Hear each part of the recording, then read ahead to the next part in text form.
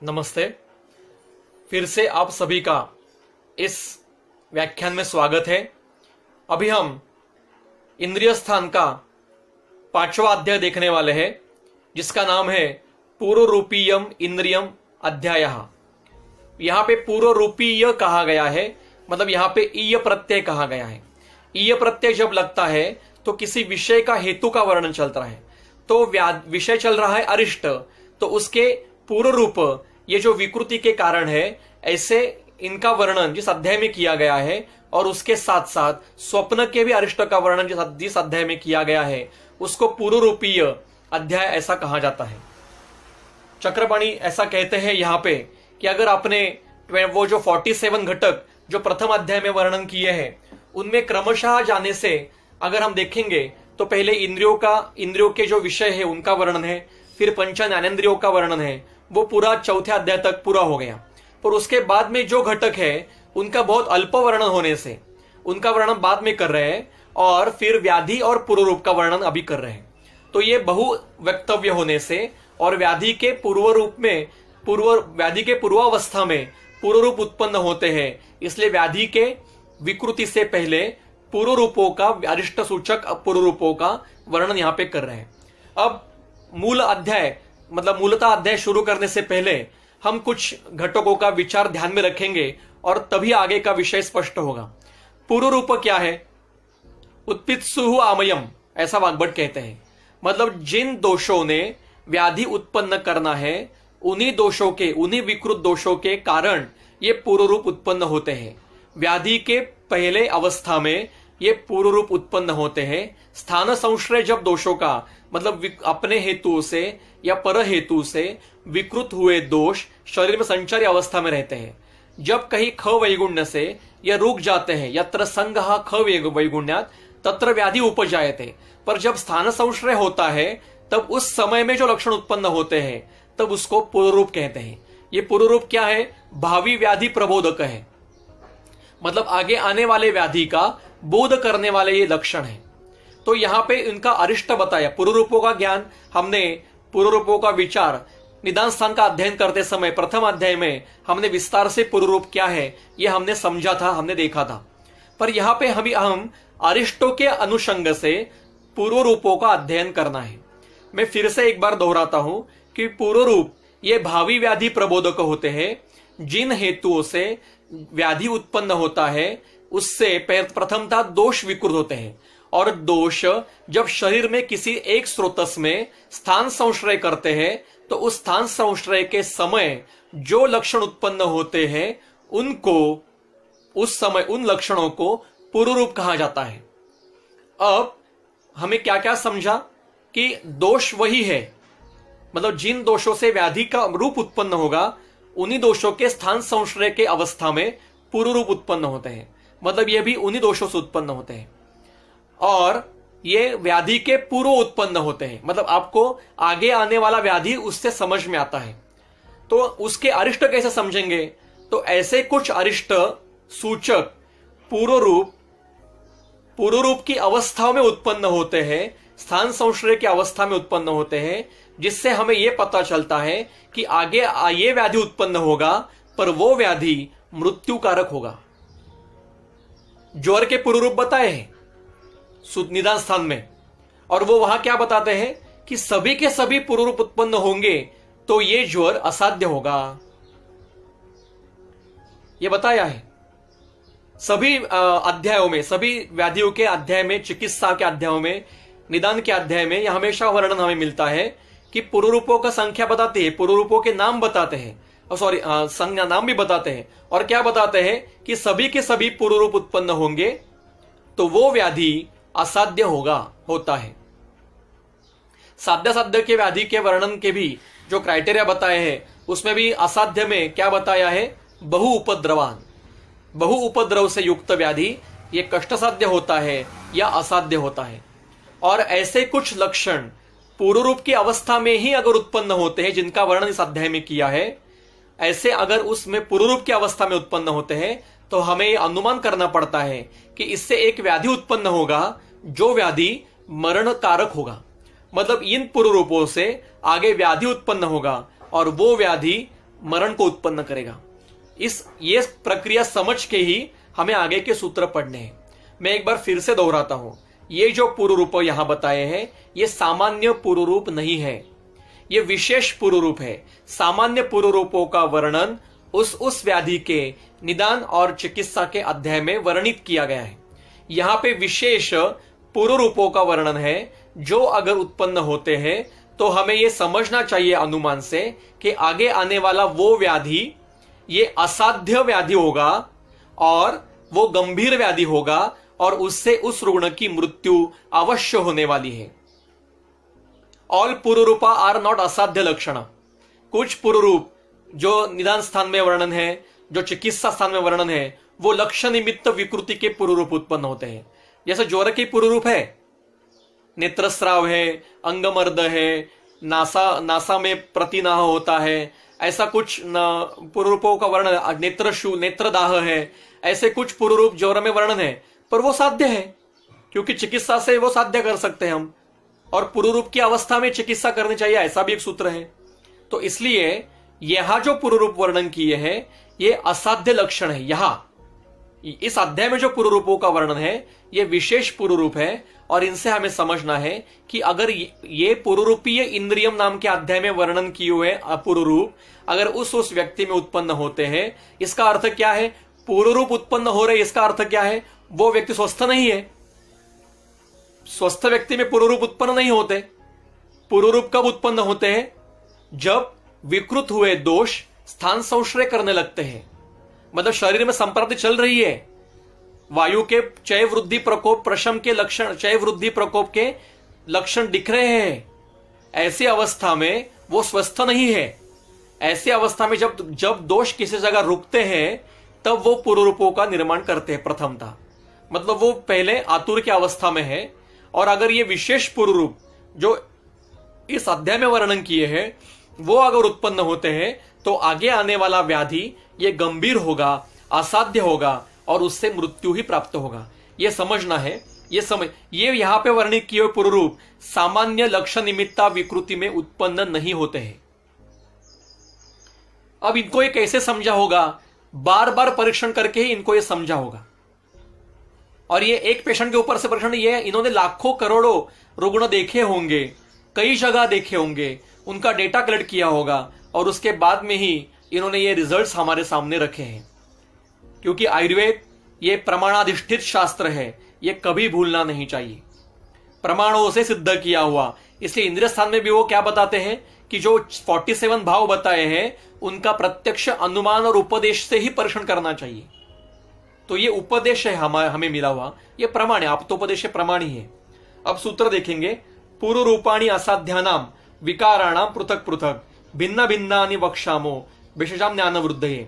असाध्य विकारों के पृथक पृथक पुरुरूप, भिन्न भिन्न विकारों के पृथक पृथक असाध्य विकारों के पुरुरूप वैद्य वृद्धि के लिए हम बताते हैं। इनका उद्देश्य क्या है इस अध्याय का? वैद्य की ज्ञान वृद्धि होना। मतलब पहले ज्ञान है पुरुरूप क्या है, लक्षण निमित्ता विकृति में कौन से पुरुरूप उत्पन्न होते हैं, ये ज्ञान उस वैद्य को है। पर कौन से पुरुरूप असाध्य विकारों को उत्पन्न करने के सूचक होते हैं, भावी व्याधि प्रबोधक बताया है ना। तो आगे आने वाला व्याधि असाध्य होगा, इसके सूचक भी कई पुरुरूप उनको मिले होंगे, आज भी मिलते हैं। तो इनका समावेश इस अध्याय में वैद्य के ज्ञान वृद्धि के लिए किया गया है। पूर्व रूपाणी सर्वाणी ज्वरोक्तानि अतिमात्रया यम विशंति विशति एनम मृत्युर ज्वर पुरस्सरः। ज्वर में भी पुरुरूपों का वर्णन किया गया है, मतलब उस हर एक अध्याय में। यह ज्वर ये व्याधिवाचक है। यह ज्वर ये हम जिसको ज्वर व्याधि पायरेक्सिया कहते हैं इसके वाचक नहीं है। यह ज्वर का अर्थ व्याधि है, व्याधि ये ज्वर का पर्याय है। रोग पापमा ज्वरो व्याधि विकारो दुःखम आमयः यक्ष्मांत गदा बाधा रोगा शब्द पर्यायवाचिनः। ज्वर ये व्याधि का पर्याय है। तो यहाँ पे व्याधि वाचक है कि सभी व्याधियों के वर्णन करते समय हमने पुरुरूपों का वर्णन किया है। पर सर्वाणी पुरुरूपाणी जो वर्णन किए हुए सभी प्रकार के पुरुरूप अतिमात्र से उत्पन्न होते हैं, तो समझिए कि वो उस व्यक्ति को वो व्याधि गंभीर स्वरूप से उत्पन्न होगा और वो ज्वर मतलब वो व्याधि मृत्युर पुरस्सरः, मृत्यु के पहले उत्पन्न होगा। मतलब वो व्याधि पहले उत्पन्न होगा और फिर मृत्यु उत्पन्न होगा।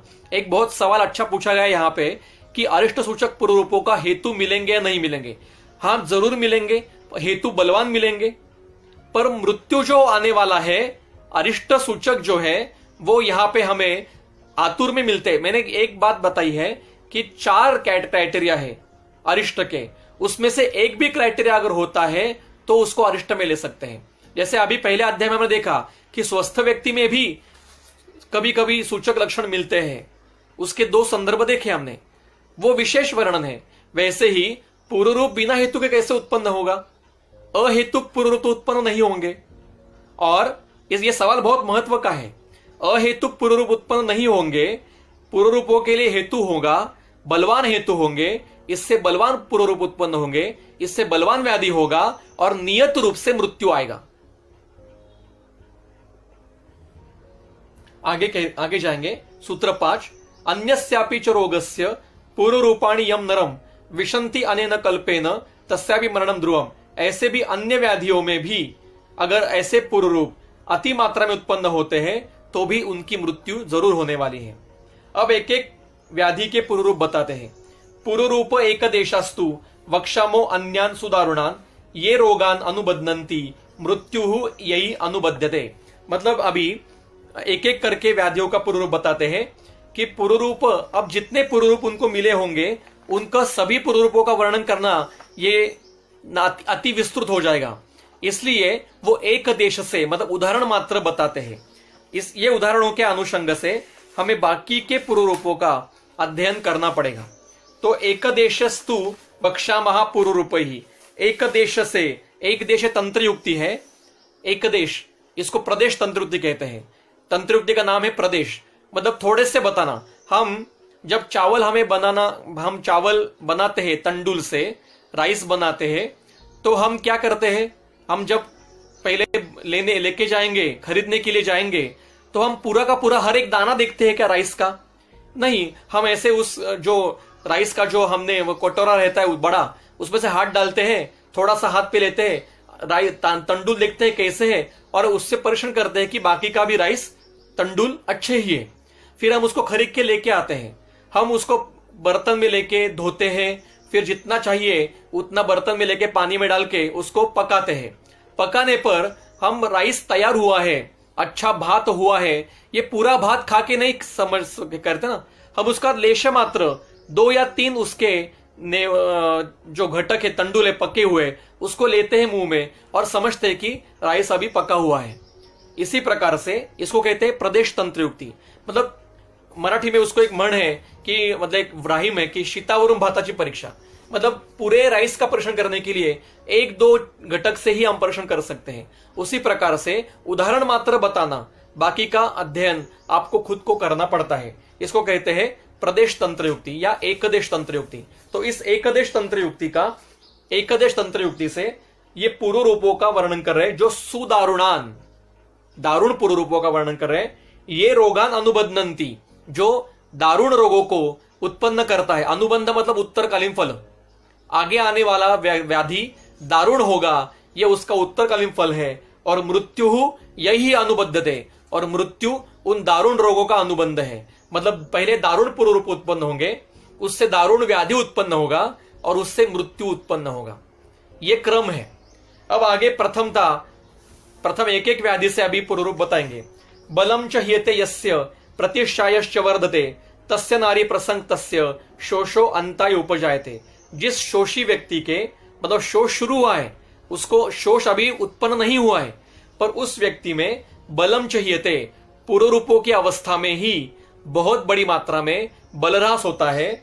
प्रतिष्ठायश्च वर्धते, प्रतिष्ठाय बहुत बड़ी मात्रा में उत्पन्न होता है। ऐसी अवस्था में भी जो व्यक्ति नारी प्रसक्त है, प्रसक्त का अर्थ प्रकर्षण सकता, अति मात्रा में मैथुन करता है, उस व्यक्ति को अंताय शोषः उपजायते। अंत मतलब मृत्यु कारक ऐसा शोष उत्पन्न होगा, ये समझिए। श्वभ्री उष्ट्रै खरैर्वापि यातियो दक्षिणाम दिशम स्वप्ने यक्ष्माणम आसाद्य जीवितम स विमुच्यति। जिस व्यक्ति को पूर्व रूपों की अवस्था में श्व मतलब कुत्ता, उष्ट्र मतलब ऊंट, ये दोनों, या खर मतलब गधा, ऊंट, कुत्ता या गधा, उसको दक्षिण दिशा में खींच के लेके जा रहे हैं, ऐसा अगर स्वप्न पड़ता है तो समझिए कि इसको आने वाला व्याधि जो यक्ष्मा है वो बहुत गंभीर रहेगा और वो मृत्यु कारक रहेगा। देखिए अभी यहाँ पे हर व्याधि में, अभी पहले क्लियर करना चाहता हूं कि हर व्याधि के पूर्व रूपों में यहाँ पे कुछ स्वप्नों का भी वर्णन किया है।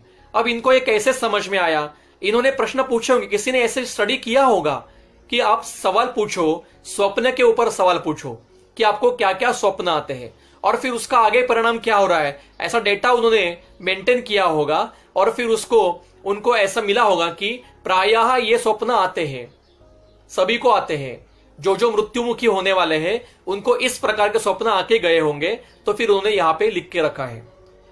प्रेतै सह पिबेत मध्यम स्वप्ने यह कृष्यते शुना सुघोरम ज्वरम असाध्यम जीवितम स विमुच्यति।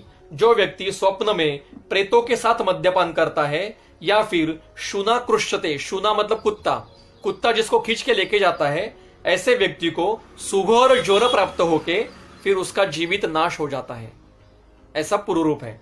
अब आगे, लाक्षा रक्ता अंबराभम यह पश्यति अंबरम आंतिकात स रक्तपित्तम आसाद्य तेनेव अंताय नियते। जो पूर्व रूप की अवस्था में ही अंतिकात अंबरम, हमारे पास सामने जो आकाश है उसको लाक्षा रक्तांबराभम, अंबर, पहला अंबर शब्द है वस्त्र और दूसरा अंबर शब्द है आकाश।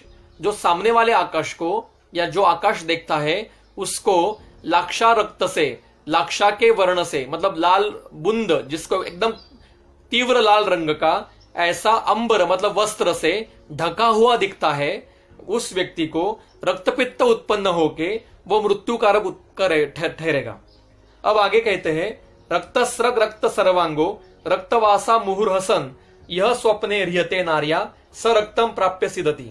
जिस व्यक्ति को रक्तस्रग, स्रग मतलब मालाएं, जो गले में लाल रंग की मालाएं डाले हुआ है, रक्त सर्वांगो सभी शरीर को लाल रंग का वर्ण लगाया हुआ है, रक्तवासा कपड़े भी लाल रंग के पहने हैं, ऐसे व्यक्ति को जो मुहुर्हसन मतलब जो धीरे धीरे हंसता है, ऐसे खुद को देखता है और उसको नारिया ह्रियते, नारी उसको हाथ से पकड़कर कहीं पे लेके जा रही है, तो समझिए कि स रक्तम प्राप्य सिदति, सिदति का अर्थ है मृत्यु होता है और रक्तम प्राप्य की टीका है रक्तम प्राप्य इति रक्तपित्तम प्राप्तम।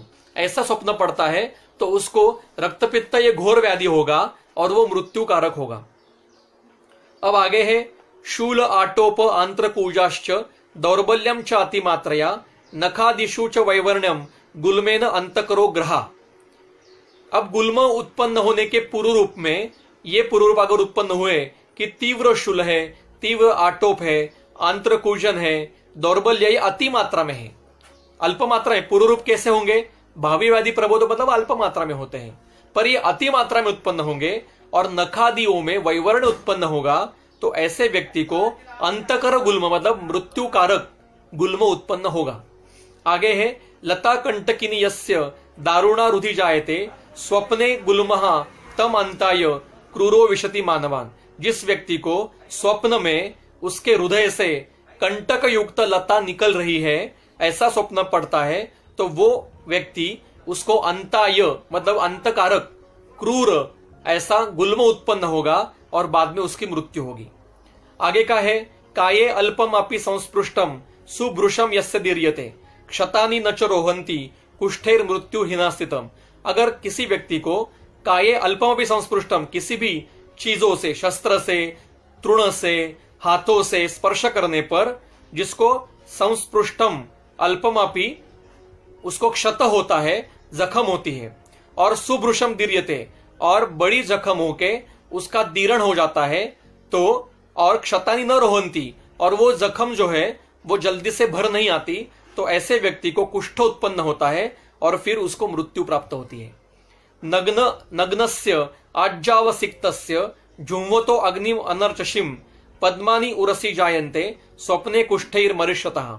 जिस व्यक्ति को पूर्व रूपों की अवस्था में ऐसा स्वप्न पड़ता है कि वो नग्न है और जिसने पूरे शरीर पर घृत का लेपन किया है और वो जिसमें ज्वालाएं नहीं है, अनर्ची ऐसा अग्नि है, ज्वाला रहित ऐसे अग्नि में जो झुंवतो मतलब आहुति देता है और वो करते समय जिसके उरग प्रदेश पर कमल खिला हुआ है, ऐसा अगर स्वप्न उसको प्राप्त हुआ तो समझिए कि इसको ऐसा कुष्ठ होगा जो कुष्ठ मृत्युकारक होगा, मतलब असाध्य कुष्ठ उत्पन्न होगा।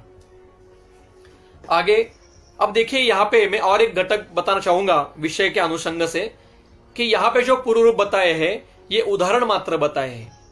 ऐसे और भी मृत्युकारक आपको मिल सकते हैं, जिसको पर ये कब पता चलेगा कि उस प्रकार से व्याधि उत्पन्न होगा आगे और मृत्यु उत्पन्न होगी आगे, तो हम ये समझ सकते हैं। मतलब इसको व्यतिरेकान्वय कहते हैं। इसको अन्वय व्यतिरेक नहीं कहेंगे, व्यतिरेकान्वय कहेंगे। अब आगे सूत्र 16, स्नातानुलिप्त गात्रेपि यस्मिन् गृध्रन्ति मक्षिकाः स प्रमेहेण संस्पर्शम प्राप्य तेनैव हन्यते। मतलब कितना भी अच्छा स्नान किया है, कितना भी लेप लगाया है, फिर भी जिसको मक्षिका उसके शरीर पे आके बैठती है, ऐसे व्यक्ति को घोर प्रमेय उत्पन्न होके फिर वो मृत्यु को प्राप्त होता है। स्नेहम बहुविधम स्वप्ने चंडालय सह य पिबेत बद्धते स प्रमेहेण स्पृशते अंताय मानवा। जिसको स्वप्न में वो स्नेह पीता है और चंडाल के साथ स्वप्न बहुविध प्रकार के स्नेह पीता है, तो उसको प्रमेह उत्पन्न होके वो उसको अंताय मतलब मृत्यु की तरफ लेके जाएगा। ध्यान आयासो तथा उद्वेगो मोहश्च अस्थान संभवाः अरतिर्बल हानिश्च मृत्यु उन्माद पूर्वकः। मतलब ध्यान, आयास और उद्वेग ये अस्थान है। जहां स्थान नहीं है, अस्थान पूर्वक ध्यान, अस्थान पूर्वक उद्वेग, आयास और मोह ये उसको अस्थान पूर्वक आता है और अरति और बलहानि उत्पन्न होती है, तो ऐसे व्यक्ति को उन्माद उत्पन्न होगा और वो उन्माद मृत्युकारक होगा, मतलब बड़ी मात्रा में होगा। क्योंकि उन्माद के पूर्व रूप ये बहुत अल्प मात्रा में रहते, कभी कभी समझते भी नहीं है। उन्माद का पूरा विवरण हमने उन्माद निदान के अध्ययन करते समय किया है। आप वो वीडियो फिर से सुन के उन्माद के सामान्य पूर्व रूप क्या ये देख सकते हो। आहार द्वेषिणम पश्यन् लुप्त चित्तम उदर्दितम विद्याधीरो मुमुर्षुम तम उन्मादेना अतिपातिना। मतलब आहार द्वेषिणम पश्यम लुप्त चित्तम, जिसको आहार का द्वेष उत्पन्न हुआ है, जो व्यक्ति का चित्त लुप्त हुआ है, मतलब चित्त के सारे विकार जो है, जो प्राकृत लोभ काम है, वो अचानक से लुप्त हो गए हैं। और उदर्दित्वम मतलब जिसको उदर्द उत्पन्न हुआ है, उदर्द का यहाँ पे अर्थ है ऊर्ध्ववातार्दितम, जिसको ऊर्ध्ववात विकार उत्पन्न हुआ है या लक्षण उत्पन्न हुआ है, ऐसे व्यक्ति को उन्माद उत्पन्न होगा आगे और वो अतिपातिना मतलब मृत्यु की तरफ लेके जाएगा। क्रोधनम त्रास बहुलम सकृत प्रहसिताननम मूर्छा पिपास बहुलम हंति उन्मादा शरीरिणाम। जिसको बहुत क्रोध आता है, अचानक क्रोध आता है, बिना हेतु के क्रोध आता है, बहुत त्रास बहुलम अनक शोकग्रस्त होता है, सकृत प्रहसिता मतलब धीरे धीरे हंसता रहता है, और मूर्छा पिपासा बहु मात्रा में होता है, ऐसे व्यक्ति को ये पूर्व रूप की अवस्था है, आगे उन्माद उत्पन्न होगा और वो उन्माद असाध्य होगा। नृत्य रक्षोगण साकम यह स्वप्ने अंबसी सिदति स प्राप्य वृषम उन्मादम याति लोकम अतः परम। जिस व्यक्ति को स्वप्न में जो व्यक्ति रक्षोगण साकम, साक का अर्थ है सह, यह अव्यय है, साकम इति सहम, और साक को तृतीय विभक्ति की अपेक्षा रहती है, इसलिए रक्षोगण ही साकम, रक्षोगण ही तृतीय विभक्ति है। तो रक्षोगण के सह जो नृत्य करते करते अंबसी सिदति जल में गिर जाता है, ऐसे स्वप्न उसको आता है, तो उस व्यक्ति को उन्माद उत्पन्न होगा। स उन्मादम प्राप्यम लोकम अतः परम, ये लोक छोड़ देता है।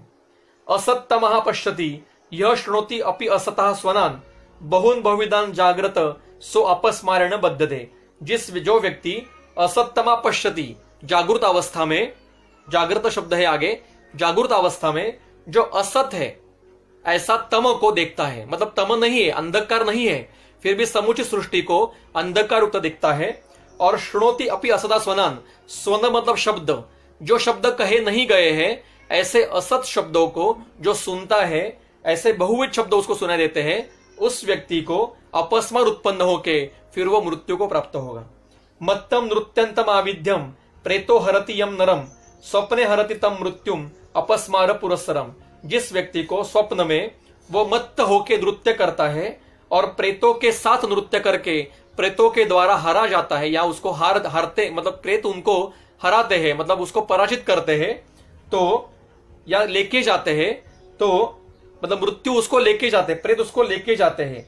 आविद्य का अर्थ है, सॉरी अभी एक बताना रह गया, आविद्य का अर्थ है अधशीर्षण कृत्वा, मतलब नाचते हुए प्रेत जिसको शिर नीचे करके लेके जाते हैं, मतलब शिर नीचे पैर ऊपर ऐसा करते हुए नाचते नाचते प्रेत जिसको लेके जा रहे हैं, ऐसे व्यक्ति को अपस्मार उत्पन्न होगा और वो अपस्मार मृत्यु का पुरस्सर होगा, मतलब मृत्यु के आगे आने वाला होगा। स्तभ्यते प्रतिबुद्धस्य हनुमन्य तथा अक्षिणी यस्तम बहिरायामो गृहीत्वा हंति असंशयम। जिस व्यक्ति के प्रतिबुद्धस्य जागृत अवस्था में भी, या सॉरी नींद से जागने पर, प्रतिबुद्ध मतलब सोकर उठने के बाद, जिसके हनु ये द्विवचन है, दोनों हनु दोनों जगह के हनु संधि, मन्ये ये द्विवचन है, दोनों मन्य प्रदेश, और अक्षिणी ये भी द्विवचन है, दोनों नेत्रों में। स्तभ्यते स्तंभ होता है और वो अकारण होता है और वो आतुर को होता है, पूर्व रूपों की अवस्था में है, तो ऐसे व्यक्ति को बहिरायाम उत्पन्न होके फिर वो हंति असंशयम, उसको निस्संशय मार डालता है। शष्कुली व अपि अपूपान स्वप्ने खादति यो नरः सचेत तादृक् छर्दयति प्रतिबुद्धो न जीवति। जो व्यक्ति स्वप्न में शष्कुली या अपूपों को खाता है, अपूप मतलब मालपुआ और शष्कुली मतलब पुड़ी, जो स्वप्न में अपूप शष्कुली को खाता है और जगने पर सोकर उठने के बाद उसके तरह उसको उल्टी होती है, छर्दी होती है, तो उसको वो बहिरायाम उत्पन्न होगा और वो व्यक्ति मृत्यु को प्राप्त होगा। एतानि पूर्व रूपाणी यहां सम्यक अवबुद्धते स एषाम अनुबंधम च फलम च ज्ञातुम अर्हति। जो व्यक्ति इस प्रकार के पूर्व रूपों को अच्छी प्रकार से समझता है, वो उसके अनुबंध कारक व्याधि को और उस व्याधि के फल मतलब मृत्यु को अच्छी तरह से समझ सकता है। ज्ञातुम अर्हति। अब आगे विषय निकला है तो प्रसंग तंत्रयुक्ति से, मतलब प्रसंग तंत्रयुक्ति कहते हैं। जैसे हम आपके हैं कौन नाम का जो मूवी आया था, उसमें मेन स्टोरी थी सलमान खान माधुरी दीक्षित की, पर प्रसंग से मतलब उनके साथ साथ रेणुका शाणे की भी स्टोरी बताई है, उनके जो नौकर है लक्ष्मीकांत बेर्डे और बाकी जो, उनकी भी लव स्टोरी बता दी गई है। तो ऐसे हर सिनेमा में भी हम देख सकते हैं कि मेन स्टोरी एक रहती है और प्रसंग से छोटे छोटे बाकी घटकों का भी वर्णन किया जाता है। उसी प्रकार से इस अध्याय में मेन स्टोरी क्या है, पूर्व रूपों का अरिष्ट, पर प्रसंग निकला है स्वप्न का, तो हम स्वप्न का वर्णन करते हैं और स्वप्न के अरिष्ट भी बताते हैं। इसलिए यहाँ पे दूसरा अधिकरण यहाँ पे शुरू होता है स्वप्नारिष्ट, और ये बहुत महत्व का है। प्रथमतः उन्होंने कुछ स्वप्नों का एक इकट्ठा किया है कि क्या क्या स्वप्न ये अरिष्ट सूचक होते हैं, इनकी एक लिस्ट करके दी है, हम वो पहले पढ़ेंगे। इमांश अपि अपरान स्वप्नान दारुणान उपलक्षित। ऐसे भी अपर मतलब दूसरे दारुण स्वप्न देखने चाहिए, या मतलब पेशेंट को पूछने चाहिए कि ऐसे क्या क्या स्वप्न आते हैं। हमें क्लिनिकल जब हम टेस्ट करते हैं या परीक्षण करते हैं तो स्वप्न जरूर पूछने चाहिए कि स्वप्न आते हैं या नहीं आते हैं, स्वप्न पढ़ते मतलब आपको स्वप्न नींद में आते हैं नहीं आते, जागने पर मतलब सोकर उठने पर वो आपको याद आते हैं नहीं आते, या आधा ही याद आता है, ऐसा हमें पूछना चाहिए पेशेंट को। इसके ऊपर दोषों का लक्षण अवलंबित है। तो ऐसे क्या क्या स्वप्न है? व्याधितानाम विनाशाय क्लेशाय महत्यापि वा। किसके स्वप्न देखने चाहिए? व्याधितानाम, स्वस्थ व्यक्ति के नहीं, जो व्याधित है ऐसे व्यक्ति के, जो विनाशाय क्लेशाय विनाश करने वाले और बड़े बड़े क्लेश निर्माण करने वाले स्वप्नों का परीक्षण करना चाहिए। वो क्या क्या है वो आगे दिया है। यस्य उत्तम आगे मतलब ये सभी स्वप्नों का पहला अधिकरण क्या है? वो व्यक्ति व्याधित होना चाहिए, ये भूलना नहीं है। यस्य उत्तमांगे जायन्ते वंशगुल्म लतादयः वयांसी च विलीयन्ते स्वप्ने मौंडम याश्चयः। जिस व्यक्ति के शिर से, उत्तमांग मतलब शिर से वंश गुल्म लता ये उत्पन्न हुई है, वयांसी च विलीयन्ते मतलब वयांसी मतलब पंछी, यहाँ पे पक्षी, उसके इस वंश लता गुल्म में पंछी आकर बैठ रहे हैं। और स्वप्ने मौंडम याश्च, मौंड मतलब मुंडन, जिसको स्वप्न में जिसका मुंडन किया गया। गुरुद्र उलूक श्व काकाद्ययी स्वप्ने यहाँ परिवार्यते मतलब जिसको गिद्धों ने, उलूक मतलब उल्लू ने, श्व मतलब कुत्तों ने और काक आदि पंछियों ने जिसको चारों ओर से घेर रखा है, परिवार्यते मतलब चारों तरफ से घेर रखा है, ऐसा स्वप्न पड़ता है। रक्ष प्रेत पिशाच स्त्री चंडाल द्रविड़ आंध्र कई। रक्ष मतलब विविध जंतुओं ने, प्रेतों ने, पिशाचों ने, स्त्री, चंडाल ऐसे लोगों ने जिसको घेरा हुआ है। वंश वेत्र लतापाश तृणकंटक संकटे संसज्जति यही स्वप्ने यो गच्छन प्रपत्ति अपि। चलते हुए जो व्यक्ति वंश के, वेत्र के, लता, पाश, तृण, कंटक इनके समूह में जाके गिरता है, ऐसा स्वप्न उसको पड़ता है। भूमोधानायाम वल्मीके वा अथ भस्मनि श्मशान आयतने स्वभ्रे स्वप्ने य प्रपतति अपि। जो व्यक्ति स्वप्न में भूमो पांशुम, भूमि पे धूली का पूरा समूह है, उसमें जाके गिर रहा है, या उपधा वल्मीके, वल्मीक मतलब जो सर्प का स्थान रहता है ना, जहां सर्प रहता है जो वल्मीक बताया जाता है, वहां पे जाके गिरता है, या भस्मानी मतलब भस्म का पूरा समूह है, राशि है भस्म की, उसके ऊपर वो जाके गिरता है, या श्मशान में जाके गिरता है, या आयतन मतलब वधस्थान में जाके गिरता है, या श्वभ्र मतलब गड्ढे में जाके गिरता है, ऐसा उसको स्वप्न आता है तो वो असाध्य होता है। कलुषे अंबसी पंकेवा कूपेवा तमसा आवृते स्वप्ने मज्जति शीघ्रेण श्रुतसा रियते च सहा। जो व्यक्ति कलुषे अंबसी मतलब खराब पानी में गिरता है, पंकेवा कीचड़ में गिरता है, या तमसा आवृते कूपे अंधकार युक्त कूप में वो जाके गिरता है, या फिर स्रोतसा रियते नदी में जाके वो बह जाता है, ऐसा जिसको स्वप्न आता है वो भी असाध्य है। स्वप्ने मज्जति स्नेहपान तथा अभ्यंगः परश्चर्दन विरेचने हिरण्यलाभः कलह स्वप्ने बंध पराजयो। जिसको स्वप्न में जो स्नेहपान करता है, जो अभ्यंग करता है, परश्चर्दन करता है, विरेचन करता है, हिरण्य लाभ जिसको सोना प्राप्त होता है, कलह प्राप्त होता है मतलब किसी के साथ झगड़ा होता है, और बंध परा जिसको बंधित किया जाता है या फिर पराजित किया जाता है। अगर ऐसा स्वप्न पड़ता है, स्वप्न आता है तो वो स्वप्न गलत है। यहाँ पे आंध्र और द्रविड़ शब्द क्यों आए हैं इसके बारे में मुझे पता नहीं, और जो मुझे पता नहीं है मतलब टीकाकारों ने भी कुछ टीका नहीं की है, ना गंगाधर ने की है, ना चक्रपाणी ने की है, पर ये शब्द क्यों आए हैं या प्रिंटिंग मिस्टेक है, इसके ऊपर अध्ययन करना चाहिए। पर इनके ये कुछ विकृत नहीं बताए हैं, इनसे इनके ऐसे लोगों से जो घिरा हुआ है, मतलब समुचित मतलब जो वनवासी लोग होंगे, ऐसे वनवासी लोगों ने उसको घेरा हुआ है, ऐसा स्वप्न उसको आता है तो वो या स्वप्न का वर्णन किया है। बाकी ज्यादा इसके ऊपर मुझे तो उसके ज्यादा विषय का ज्ञान नहीं है। उपानद युगनाशस्य, उपानद मतलब चप्पल, या जिसको हम क्या कहते हैं, पादत्राण कहते हैं। तो उपानद युगनाश, युग दोनों जो चप्पल हुए पहनने वाले, उसका नाश होता है स्वप्न में। प्रपातः मतलब प्रपात मतलब जो झरना होता है, इसमें गिर जाता है। पाद चर्मयो हो, पाद के चर्म मतलब पैरों में अगर चर्म मतलब कोई चर्म का अगर जूता तैयार किया है तो ऐसा जूता भी फट जाता है। और हर्षा स्वप्ने प्रकुपिते ही, स्वप्न में हर्ष उत्पन्न होता है। तो और पितृ भी अवभर्सनम, जो पितर है उनसे वो अवभर्सन को प्राप्त होता है, पितर उसको आके गालियां देते हैं, तो ये स्वप्न अगर उसको आता है तो वो गलत स्वप्न है। दंत चक्र अर्क नक्षत्र देवता दीप चक्षुषाम पतनम व विनाशो वा स्वप्ने भेदो नगस्य वा। स्वप्न में दंत का पतन, चंद्र का पतन, अर्क का पतन, नक्षत्रों का पतन, देवताओं का पतन, दीप का पतन, दीप गिरना, चक्षु का पतन, और भेदो नगरस्य, नग मतलब पर्वत, पर्वत का भेद होके पर्वत गिरना, अगर ये स्वप्न आता है तो ये गलत है।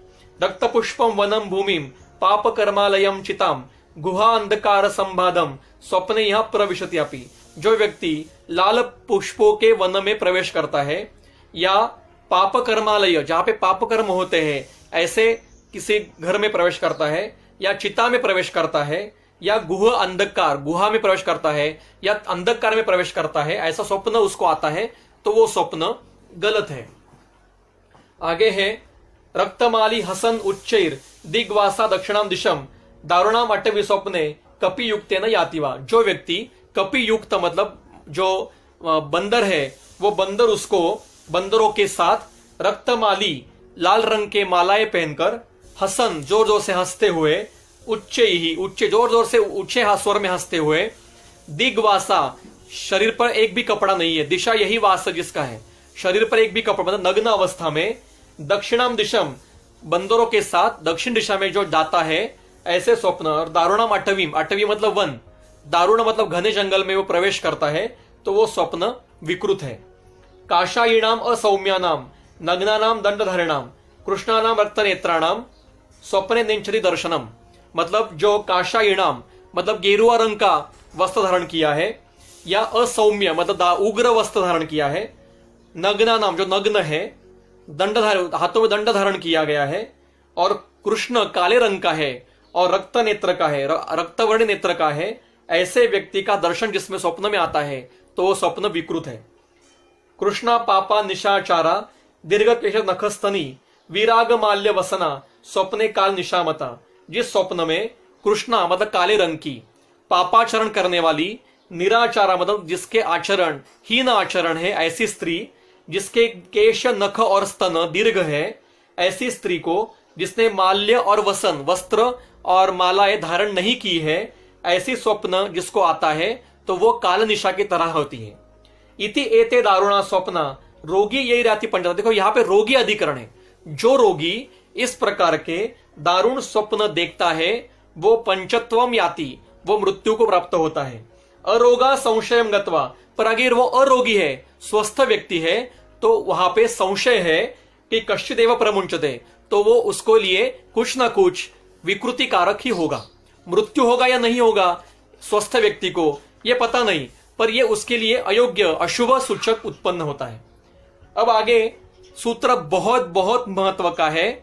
आगे का सूत्र वेरी वेरी वेरी आईएमपी, सूत्र 41, मनोवाहानाम पूर्णत्वात् दोषे ही अतिबलई त्रिभिः स्रोतसाम दारुणान स्वप्नान काले पश्रे दारुणे। इसका अन्वय अभिमेय, यह स्वप्न की संप्राप्ति है। स्वप्न कैसे आता है इसकी संप्राप्ति है, उसका अन्वय मैं बताता हूं। अतिबलई ही दोषे ही त्रिभिः, त्रिभी दोषे ही मतलब वात पित्त श्लेष्मा, जो अति बलवान है मतलब अत्यंत विकृत है। तीनों दोष जो अत्यंत विकृत है उनकी तृतीय विभक्ति है। त्रिभिः अतिबलई दोषई ही, ये तृतीय विभक्ति है मतलब बहुवचन है, तृतीय विभक्ति का बहुवचन है। ये क्या करते हैं, मनोवहानाम स्रोतसाम पूर्णत्वात्, मतलब मनोवह स्रोतस में आकर स्थान संश्रय करते हैं, पूर्ण करते हैं। तो दारुणे काले, दारुण काल मतलब मृत्यु का काल, मृत्यु के समीप का काल, स्वप्ने पश्यति, इस प्रकार के स्वप्न देखता है। अब यहां पे तंत्रोक्ति लगा के, इसको तंत्रोक्ति कहेंगे अतिदेश, अनुक्तों के तंत्रोक्ति। हम ऐसा कहेंगे कि जब हम सोते हैं तब हमारे तीनों दोष मनोवह स्रोतस को आकर स्थान संश्रय करते हैं, तभी स्वप्न आते हैं। जब वो मनोवह में आके स्थान संश्रय नहीं करते हैं तब स्वप्न उत्पन्न नहीं होते, तब साधी निद्रा होती है, सिर्फ निद्रा आती है। पर जब मनोवह में दोष आकर रुकते हैं तो उनके कारण स्वप्न की उत्पत्ति होती है। मतलब स्वप्न उत्पन्न होने के लिए भी तीन दोष ही कारणीभूत है, दोषों के कारण ही स्वप्न उत्पत्ति होती है। इसलिए जब हम शोधन चिकित्सा करते हैं, दोषों की चिकित्सा करते हैं, तो स्वप्न भी आना बंद होता है या अच्छे स्वप्न आते हैं। इसको इस तंत्र को कहते हैं संभव तंत्र युक्ति, ऊहन तंत्र युक्ति और अतिदेश तंत्र। हमने ऊहन किया इसके ऊपर से, यह वर्णन है मृत्यु सूचक स्वप्नों का। इससे हमने नॉर्मल स्वप्न जो आते हैं उनका विवेचन किया।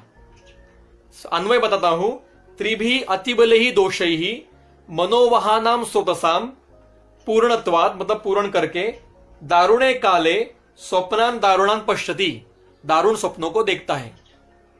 अब यहां पे हमारे लिए महत्व का क्या है, तो मनोवह स्रोतस का स्पष्टता से उल्लेख है। मन का भी स्रोतस है और स्रोतस के लक्ष्य क्राइटेरिया में मन के स्रोतस भी बैठते हैं, जिसका स्पष्ट वर्णन स्रोतो विमान में नहीं किया है, फिर भी हमें उसका अध्ययन करना है क्योंकि ये अनुक्त स्रोतस है।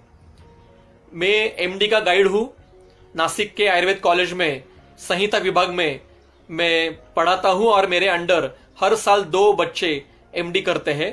तो मेरी जो एक स्टूडेंट है अभी, जिसका फिलहाल अभी जिसको उसका एजुकेशन पूरा हुआ, वैद्य मेघना बाकरे उनका नाम है, जिसका मैं गाइड था। तो हमने विषय लिया था अध्ययन के लिए कि क्रिटिकल स्टडी ऑफ अनुक्त स्रोतस विथ स्पेशल रेफरेंस टू मनोवह स्रोतस। बहुत अच्छा काम उन्होंने किया है।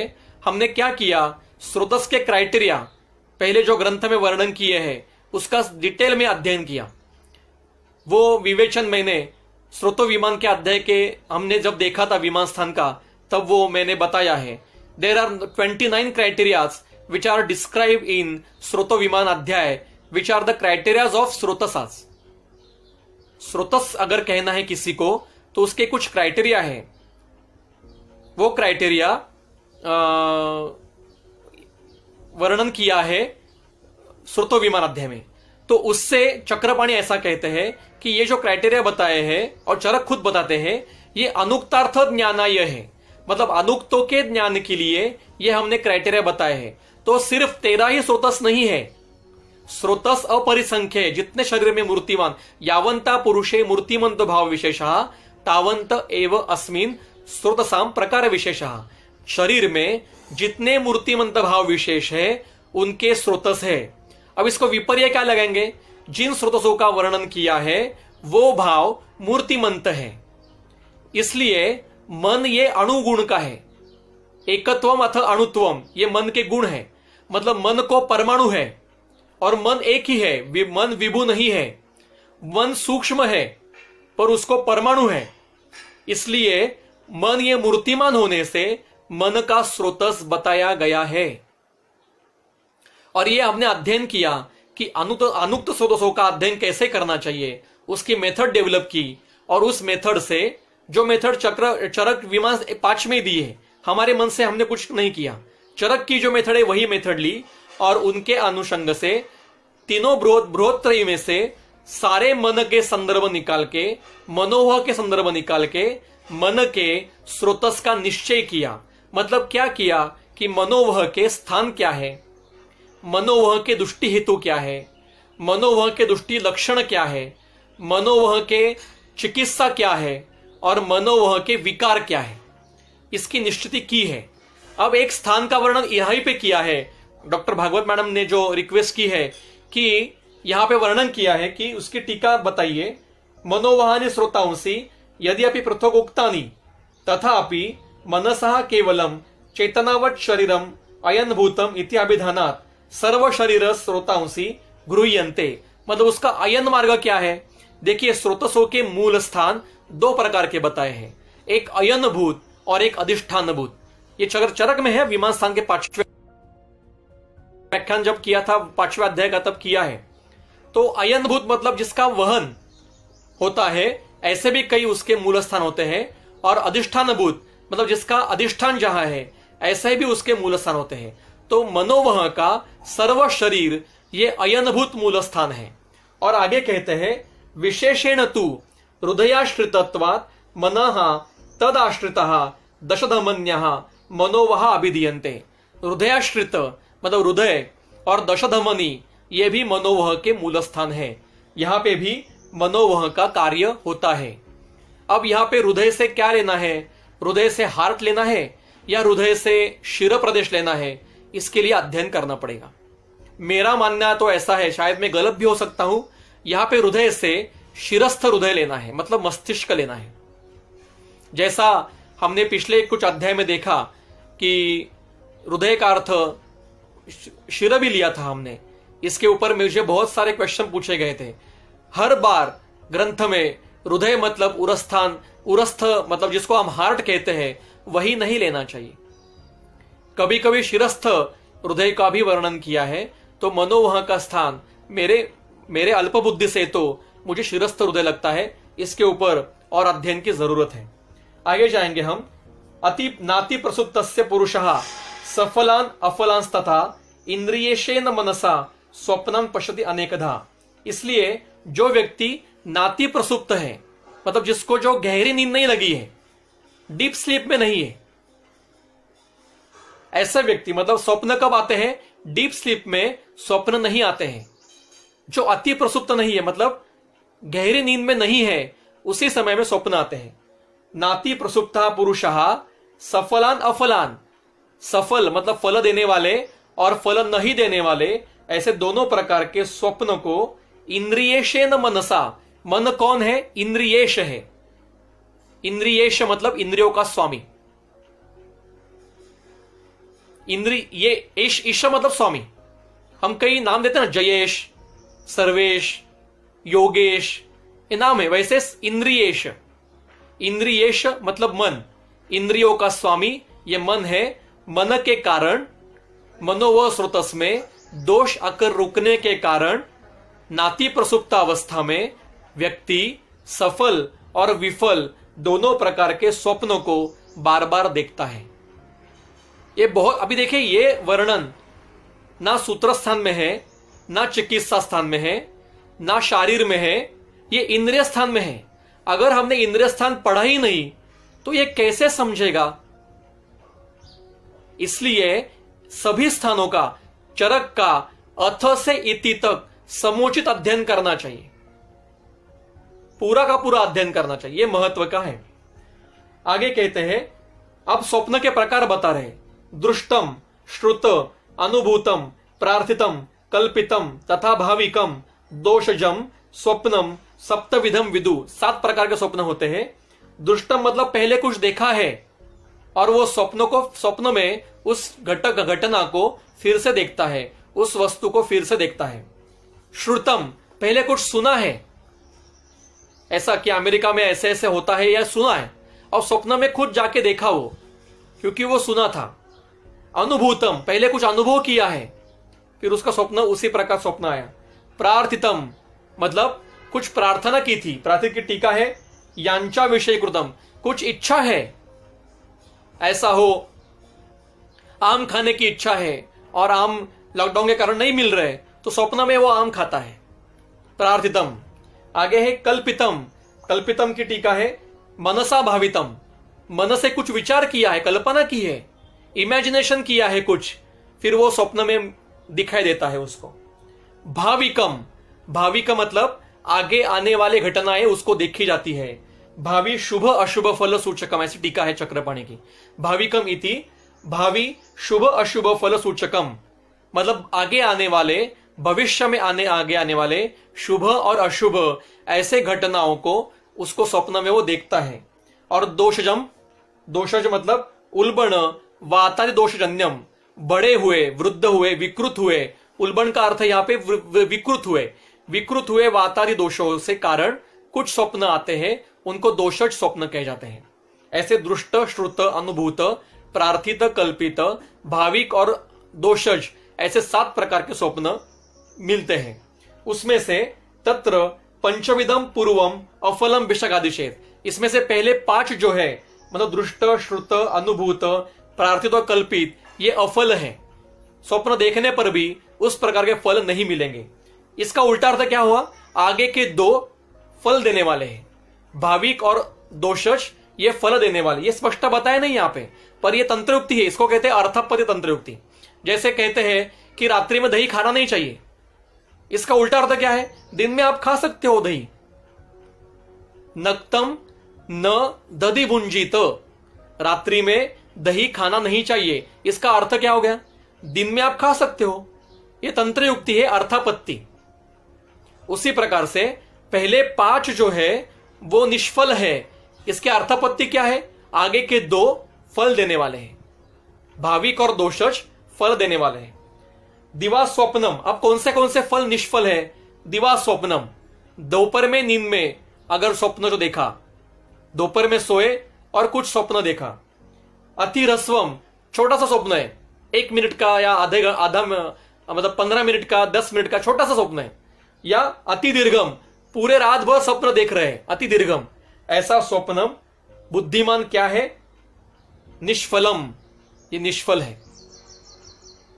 फिर आगे दृष्ट्वा प्रथमे रात्रे यह स्वप्न सह अल्प फलो भवेत्, रात्रि के प्रथम प्रहर में या प्रथम काल में जो स्वप्न दिखाया जाता है वो उसका फल अल्प होता है। न स्वपेत यम पुनर्दृष्ट्वा सह सद्या सन महाफला।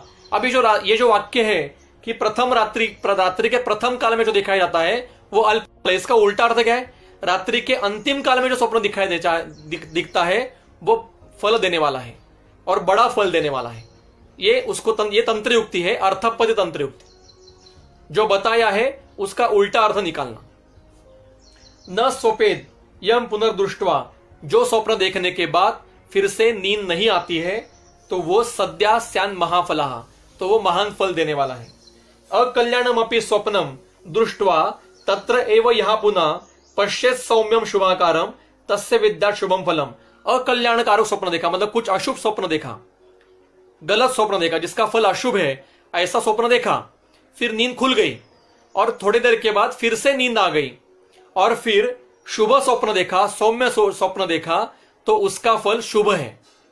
मतलब अशुभ स्वप्न देखने पर बाद में फिर से शुभ स्वप्न देखा तो उसका फल शुभ ही है। अब इन्होंने कैसे लिखा होगा, कैसे किया होगा, इसकी मेथड मुझे पता नहीं, पर शायद इन्होंने ऐसे कुछ रिसर्च पेपर या रिसर्च क्वेश्चन तैयार किए होंगे कि जिससे सर्वे किया होगा कि ऐसे स्वप्न आते हैं क्या, कब आते हैं, कौन से समय में आते हैं, उस स्वप्न आने के बाद नींद खुलती है नहीं खुलती, फिर से नींद आने पर आपको स्वप्न आते हैं नहीं आते, कितना याद आते हैं, कितने काल तक स्वप्न आता है। इसी प्रकार से इन्होंने कुछ रिसर्च सर्वे रिसर्च किया होगा और फिर डाटा कलेक्ट करके हमारे सामने सिर्फ रिजल्ट रखा है।